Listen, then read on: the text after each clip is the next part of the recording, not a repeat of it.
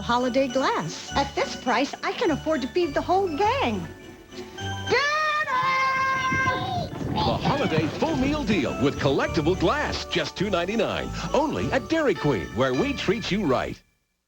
Meals you can make for only 99 cents. Tomorrow at 9. 800,000 government employees return to work. We begin our series on the revolution in healthcare. You and the health maintenance organization you will probably belong to. And Diana, the Princess of Wales. She told the British public tonight that she will not go quietly. From ABC, this is World News Tonight with Peter Jennings. Good evening. It was time to get on with it. We begin tonight with the powerful reasons why President Clinton and the Republicans in Congress finally saw fit to compromise and put 800,000 government employees back to work. The people were annoyed, the polls were going badly, the Democrats in Congress were shifting, and Thanksgiving was coming. Now they can argue about who won. Here's ABC's John Cochran. Tonight, President Clinton arrived at the Capitol to tell Democrats he will be with them in the weeks ahead for the real fight, the actual battle over tax cuts and spending. But that is later. Today, federal workers were celebrating the agreement that brought them back to work. We're glad to be back. We are glad to be back. At the Interior Department, workers were surprised to find a one-man welcoming committee. Their boss, Secretary Bruce Babbitt.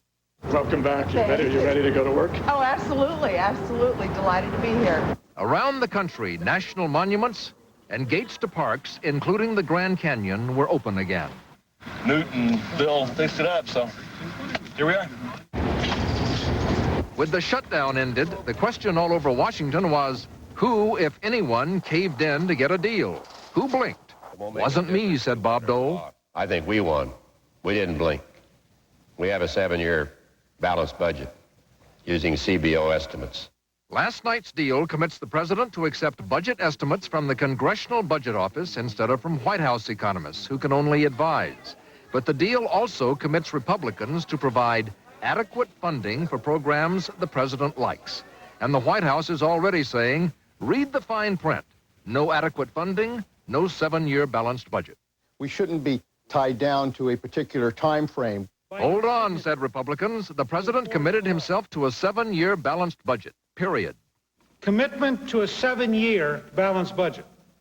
You would think of that, despite Mr. Panetta's confusion, as a fairly straightforward number.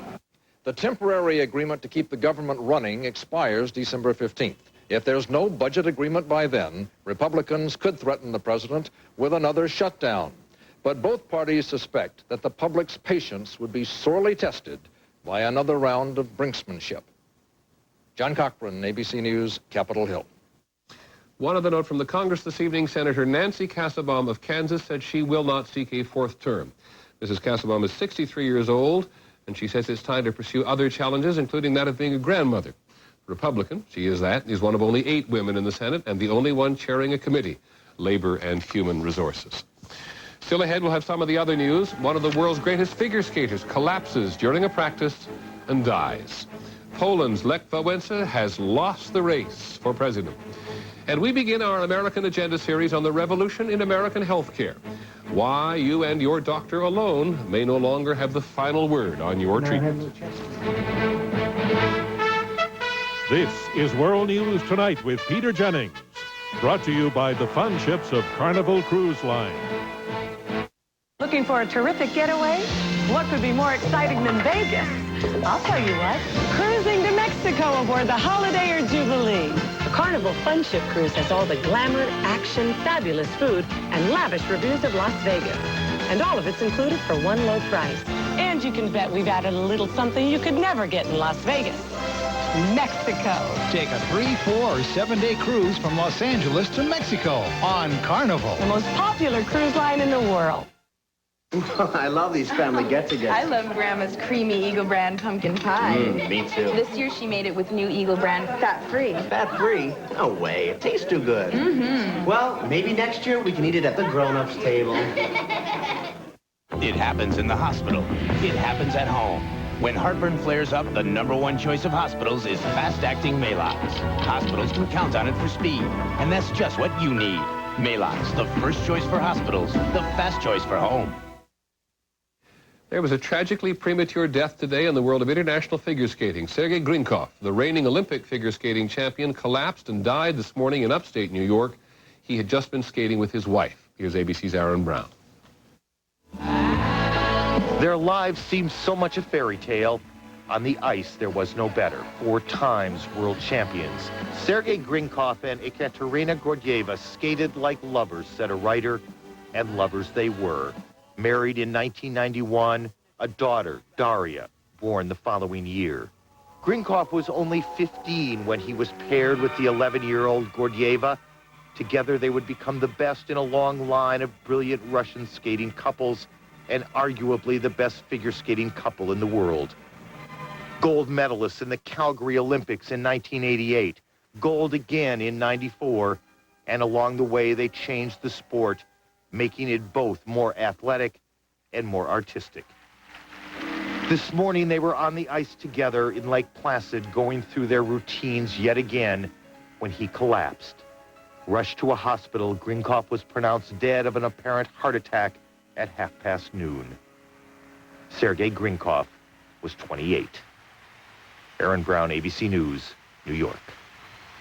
In Poland today, the true end of an era. Lech Wałęsa, the man who helped to bring about the collapse of communism in that country, has lost the race for a second term as Poland's president. The politicians who used to call themselves communists will now control the Polish parliament and the presidency. Here's ABC's Garrett Utley. It was a painful rejection for Lech Wałęsa, the electrician who became a national hero and then president. The Democratic majority has made its decision, and that decision must be respected.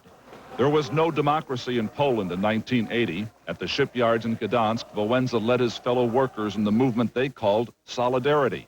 They demanded and won from the communists recognition of their independent union. As Solidarity grew bolder, the communists struck back, imposing martial law. But Solidarity won, and communism lost.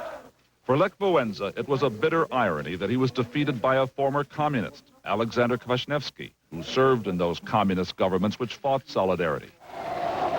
Now Kwaśniewski supports capitalism and wants Poland to join NATO. Tonight, the man who became an icon for the Poles' struggle for freedom said he will stay in politics, claiming that despite defeat, his time has not passed.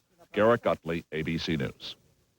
Other international news, the former Nazi officer Erich Pribke was extradited today from Argentina to Italy, where he faces charges of participating in that nation's worst single atrocity during World War II. He took part in a massacre of 335 men and boys in a cave near Rome. 50 years ago today, the surviving Nazi leaders of World War II went on trial in the German town of Nuremberg for crimes against humanity.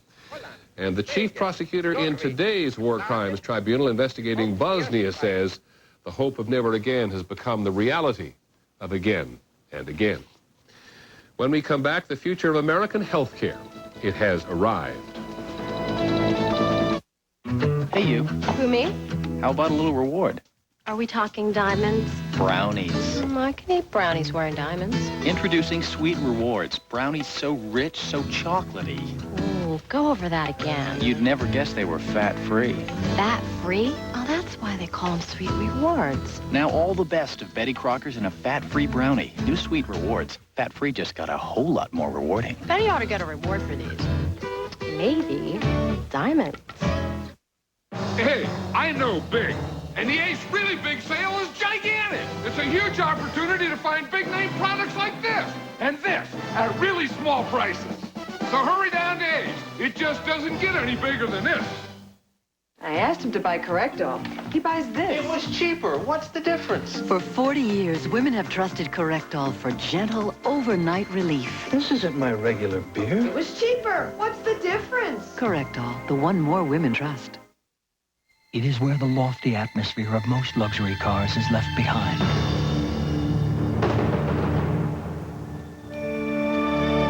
It is the American-built flagship of Toyota, Avalon. Combining refined performance, comfort, and Toyota's unparalleled reputation for quality, Avalon delivers the greatest luxury of all, peace of mind. Avalon, experience the tranquility.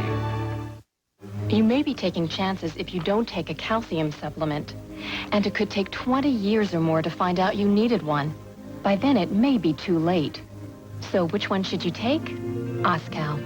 Compare Oscal to many store brands, which has been tested and proven effective in clinical studies. Oscal comes from a natural calcium source that retains its natural nutrients. Oscal. Recommended by more doctors. Oscal. And it costs only pennies more a day. Don't take chances. Take Oscal. On the American agenda tonight, and tomorrow night and Wednesday night of this week as well, we're going to focus on some of the most vital signs of change in the American healthcare industry. We're going to do so because the way we get healthcare in America is changing so fast that the next time you go to the doctor, you may find it's an entirely new experience for you or your family. Our intention this week is to make as clear as possible what the opportunities are and what some of the limitations are.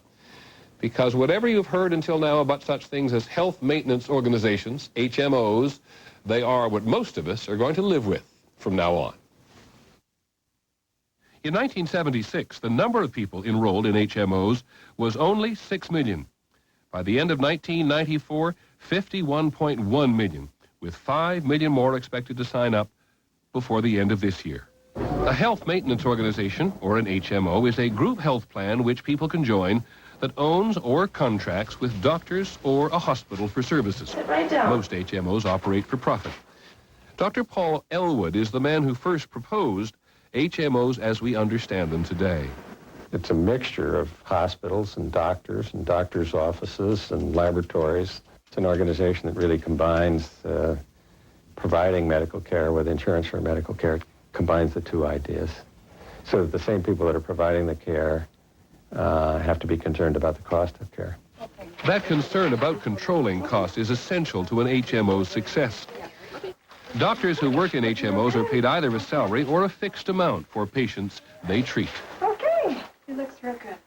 Individual companies who used to pay their employees individual insurance premiums that were always going up like HMOs because they can now pay a fixed amount to the HMO to cover the medical costs for all of their workers. One of the ways that HMOs say they control costs is to emphasize less expensive preventive medicine to avoid more expensive procedures down the road. While preventive care may save money, HMOs have cut costs already by reducing hospital stays and limiting access to specialists. But despite the image many Americans have of HMOs as being for profit at the expense of quality medical care, 63% of Americans who are members of HMOs tell ABC that they are very satisfied with the medical care they get.